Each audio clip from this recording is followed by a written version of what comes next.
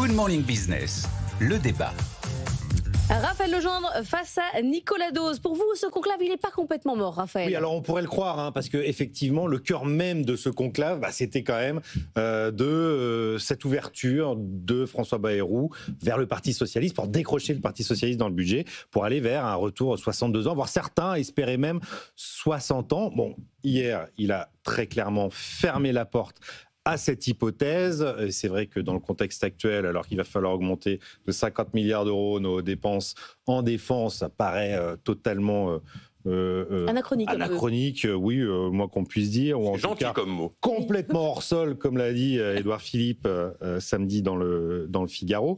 Donc ça, c'est terminé. Évidemment, ça crée pas mal de remous chez les partenaires sociaux qui disent comment ça, déjà il faut avec claquer la porte. Là, il reste la CGT et CFDT. La CGT, a dénoncé un scandale. La CFDT ne comprend pas ces propos incompréhensibles. Donc effectivement, on peut se dire que ça a un peu du plomb dans l'aile, cette histoire de conclave. Sauf qu'il n'y avait pas que cette histoire de retour à 62 ans.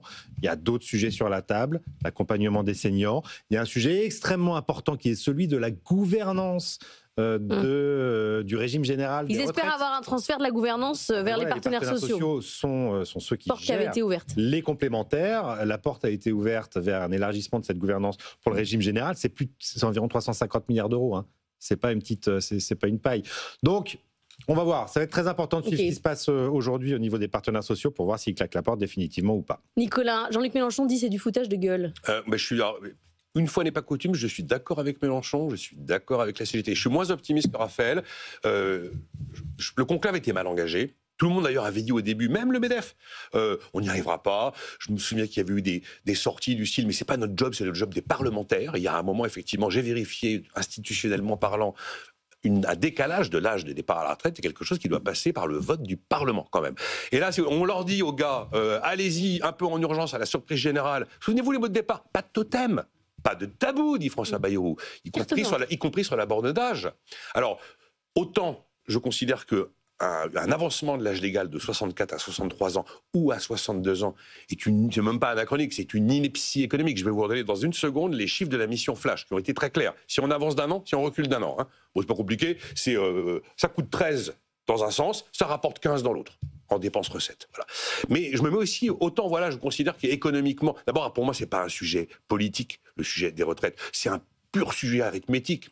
Combien je fais payer ceux qui bossent, combien je demande à ceux qui bossent de travailler, combien de temps, et combien je donne à ceux qui sont à la retraite. Politique parce qu'il faut faire avaler la population. Comment est-ce que tout ça peut réussir à s'équilibrer, sachant qu'aujourd'hui, sur les 350 et quelques milliards d'euros, les cotises ne couvrent que 2/3. Mais autant je pense qu'économiquement, toucher à la borne d'âge, c'est juste... c'est un déni de la réalité. Oui. Autant la manière dont on leur fait à l'envers actuellement le truc aux partenaires sociaux, j'ai pas l'habitude d'être d'accord avec Mélenchon, mais Mélenchon, il n'est pas partenaire social. Mais moi, je suis rarement d'avis, je partage rarement l'avis de la CGT. Là, j'ai vraiment le sentiment qu'on me le fait à l'envers. Le patron du corps qui sort un petit peu de ses rails pour dire quoi, attendez, Yann, on a un truc sur le feu là, la défense. Ouais, non, c'est dérisoire, là, le coût de la borne d'âge.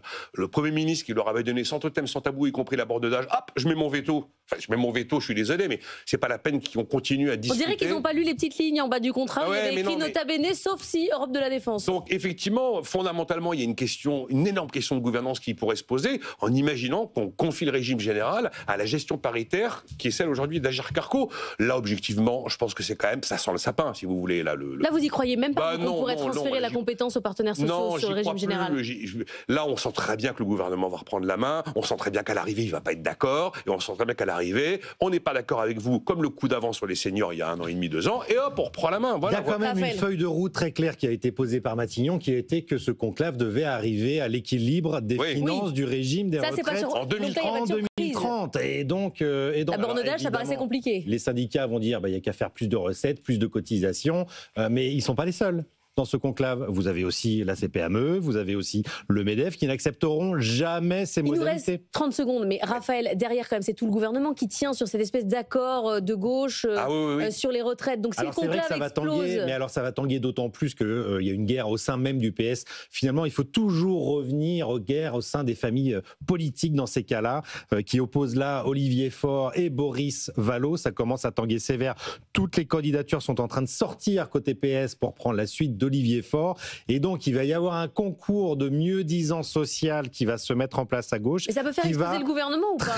Alors, le gouvernement, possiblement. Qui va compliquer les discussions à l'Assemblée.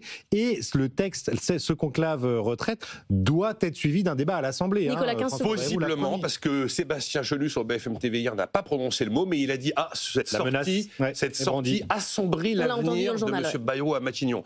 Donc il y a un sous-texte censure. C'est l'aspect politique effectivement de cette formule. Voilà.